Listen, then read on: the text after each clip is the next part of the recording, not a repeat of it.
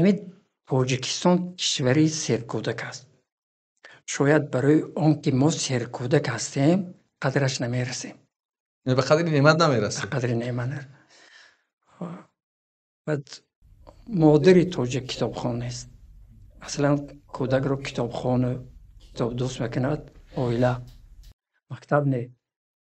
این یک دورت یک نفر گپ میزنه که متخصص هست، یعنی باید درست فهمن اولتر متامشو ببینیم اینش تجربه داره در انسان صد گپ میزنه. در کره جنوبی بدیم گفتن که در یک صنف 60 خواننده است و 55 نفر قریب همه اعلا میخوانند. من گفتم معلم دیوانه نمیشود؟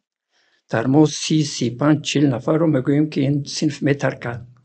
گفتن که نه. برای چی؟ گفتن که 70% مادر کار میکند و از 170 مادری کوریایی بعد از اون که فرزنددار میشود ترک کار میکرده است که فرزند سزاوار وطن کشور تربیت کند. لیکن در ما کتابخوان نیستن، ما کتابخوان هستن و وقتی که ما کتابخوان نیستیم فرزند ما کتابخوان نمیشود. اگر یگان مادر کتابخوان نباشد و فرزندش کتابخوان شده باشد پس این تصادف است. شاید به اون کودک یگان نفر دیگر محیط مکتب یا طبیعتاً مادرزاده همین خلق تولد شد.